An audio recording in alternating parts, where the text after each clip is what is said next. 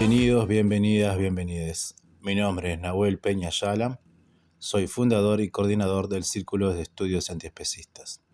Este es el radio podcast del Círculo.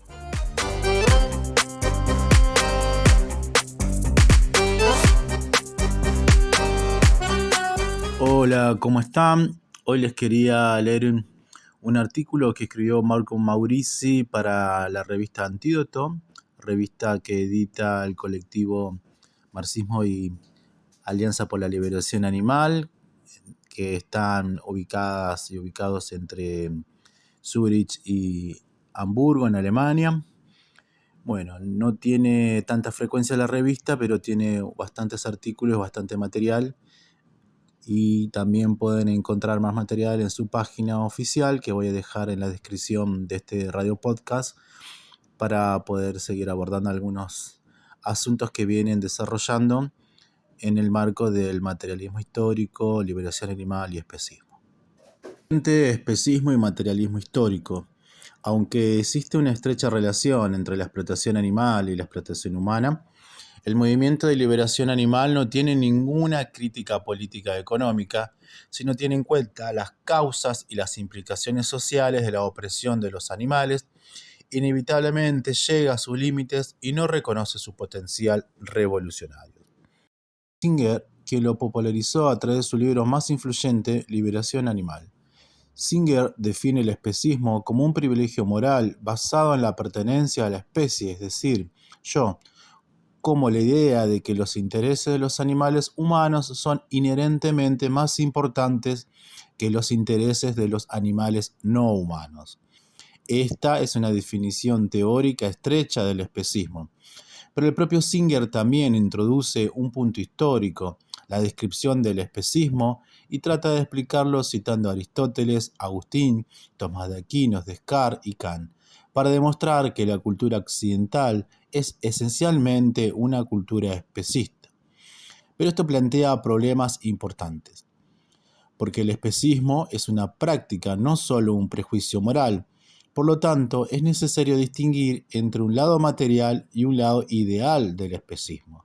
Al leer Liberación Animal, no queda en claro si Singer describe cómo el especismo surgió históricamente como práctica o si describe cómo diferentes sociedades humanas han justificado su comportamiento concreto hacia los animales a posteriori.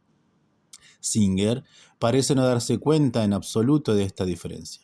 Contrasta las ideas de los filósofos con el tratamiento real de los animales, como si este último fuera un efecto de los primeros.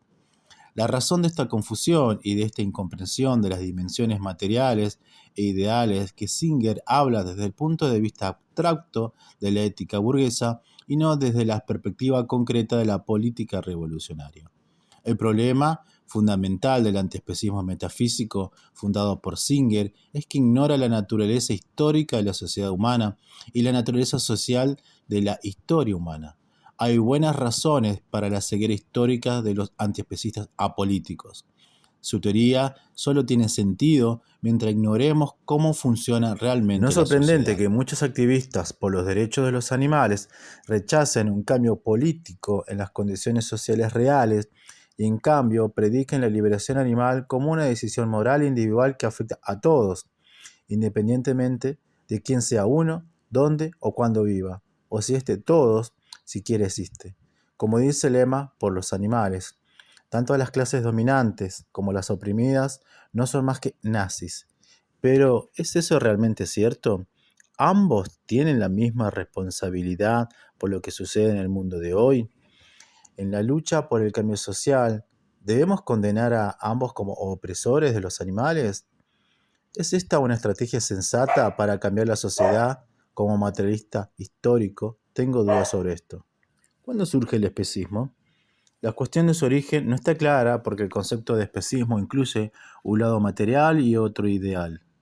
Desde un punto de vista material, el especismo es la práctica que convierte al animal en el objeto de nuestras necesidades. Pero este proceso de cosificación implica un lado ideal, a saber, la justificación ideológica según la cual consideramos correcto utilizar a los animales como meros objetos. ¿Qué sucede ahora cuando miramos la historia real y tratamos de reconstruir los orígenes del especismo, teniendo en cuenta tanto el lado material como el ideacional? En primer lugar, debemos asumir que solo nos convertimos en animales dominantes, como dice Singer, en una determinada etapa de la evolución del Homo sapiens. El requisito previo para el dominio humano sobre la naturaleza fue un poderoso sistema social y simbólico para superar el cosmos mágico de las sociedades cazadores-recolectores, en las que matar y ser asesinado todavía eran posibilidades iguales y la gente no se imaginaba a sí misma como mejor, ni siquiera como diferente que los animales. El nacimiento del control material del hombre sobre la naturaleza se sitúa en el Neolítico. La invención de la agricultura y la domesticación de plantas y animales hicieron posible un cambio radical en nuestro medio ambiente. Fue el primer paso para convertir la naturaleza en mero material para nuestras necesidades en lugar de entrar en diálogo con ella. Con la llamada revolución neolítica, los humanos desarrollaron una relación diferente con sus homólogos no humanos. Los asentamientos neolíticos introdujeron un control sistemático sobre el ciclo biológico de otras especies. Este tipo de relaciones unilaterales, en las que la existencia de uno de los socios está completamente subordinada a la del otro, constituyen lo que habitualmente llamamos dominación. La esclavitud de la naturaleza no humana es la condición sine qua non del especismo, es decir, la base material sobre la cual las personas pueden considerarse dueños. No se puede negar que a este primer paso le siguió una extraordinaria aceleración de la evolución humana, aproximadamente entre 8.000 y 3.000 años antes de Cristo. En el siglo I antes de Cristo ya se habían creado las bases políticas, económicas, científicas y tecnológicas de la sociedad humana, tal como nos la ha transmitido la historia. Y reproducido por la religión y la ciencia. La historia comenzó como una historia de dominación, pero aunque la revolución neolítica creó la base de nuestro dominio sobre la naturaleza y por tanto la posibilidad material de la ideología especista, no se produjo esta ideología. El especismo es una ideología basada en ciertos conceptos generales. Se utiliza un concepto general de especie que permite clasificar a todas las personas bajo el término humano, por un lado, e incluir a todos los animales bajo el término animal. El argumento de Singer solo tiene efectos después de que esta diferencia se ha establecido históricamente y se ha convertido en cierto sentido en el fundamento de la racionalidad occidental, pero los conceptos universales de hombre y animal solo surgen en el curso de la historia. En cierto sentido, son fruto de la modernidad. Hemos visto, pues, que el concepto de especismo resulta muy problemático. Su lado material, la explotación física, no coincide con su lado ideal, la justificación ideológica de la opresión. Incluso forman un quiasmo. Históricamente, la práctica de la explotación animal comenzó cuando aún no la imaginábamos como algo completamente diferente. Por otro lado, empezamos a denunciar nuestro dominio sobre los animales cuando ya no podíamos verlos como nuestros iguales. ¿Por qué el especismo se nos presenta de forma distorsionada?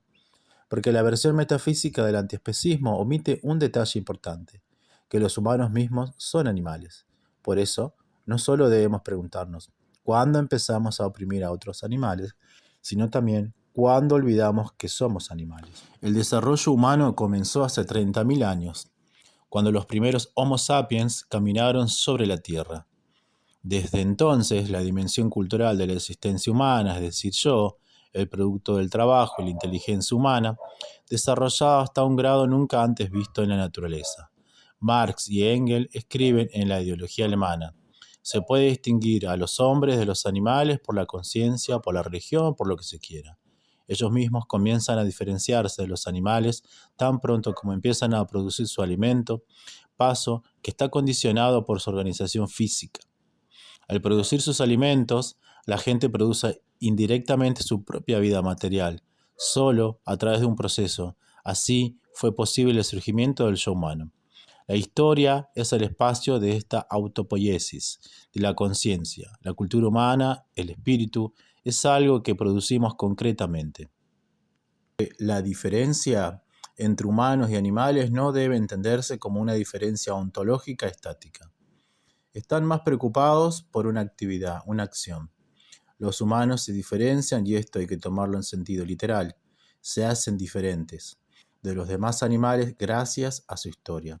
Por un lado, esta diferencia es real porque realmente nos cambiamos a nosotros mismos y a nuestro entorno a través del trabajo. Por otro lado, sigue siendo ilusorio porque todavía somos animales, parte de la naturaleza, seres materiales. La mente que creamos es un fraude. Pero esto es precisamente lo que demuestra nuestra singularidad. El hombre es el animal que olvida que es un animal. No debemos olvidar que el hombre es un animal social y que el cambio histórico debe entenderse siempre como cambio social. Marx enfatiza que las personas que producen las bases de su existencia material, siempre habla del hombre como ser social, es decir, yo, el ser humano real, no aquel que se encuentra alojado en el mundo de la filosofía moral. Pero la producción material siempre se caracteriza por algún tipo de restricción. Cuando un grupo de personas establece las reglas de la reproducción colectiva, el individuo siempre se ve obligado a participar. Desde el principio, el orden social parece haber sometido al individuo a una cierta dictadura del colectivo, aunque las primeras sociedades de cazadores-recolectores eran fundamentalmente igualitarias. Pero estas sociedades han evolucionado, tomando cada vez más la forma de tribus y cacicazgos. La estructura social se ha vuelto jerárquica y centralizada. Una autoridad central, que era al mismo tiempo religiosa y política, comenzó a organizar y controlar la distribución de los recursos. Es fácil imaginar que una autoridad, habilidad física, inteligencia, etc., probablemente legitimada por diferencias naturales, se separa de quien la ostenta y se convierte en un privilegio. La religión y la autoridad obligan a las personas a aceptar un orden desigual que reproduce continuamente su opresión. Las reglas sociales comenzaron a ser impuestas desde arriba e introyectadas por el individuo como normales. Es interesante que el control material de la naturaleza, como se describió anteriormente con referencia a la domesticación neolítica de animales y plantas, comenzara al mismo tiempo que la forma social de producción, en la que la lucha de clases también se había establecido como una forma de movimiento social, es decir, yo después del nacimiento del Estado. La domesticación de animales y la agricultura han cambiado la sociedad. Se ha creado un excedente que crea la separación entre lo espiritual y lo material, el trabajo y el surgimiento de la sociedad de clases. El desarrollo de la sociedad de clases, a su vez, tiene como finalidad la explotación de los animales y de los seres humanos, aumentó las ganancias de las élites gobernantes. Aunque los reyes mesopotámicos no veían al toro como una cosa, el yugo impuesto al toro era la condición de existencia del Estado mesopotámico, ya que posibilitaba la acumulación necesaria para alimentar a la burocracia estatal. Cuando los animales se convierten en engranaje del mecanismo de dominación, ya no están sujetos a los humanos en general, sino a las necesidades superiores del Estado. Solo a través de una jerarquía social interna, la relación externa con el animal mismo se vuelve jerárquica. La gente controla a las personas que controlan animales. Se trata nuevamente de un proceso dialéctico.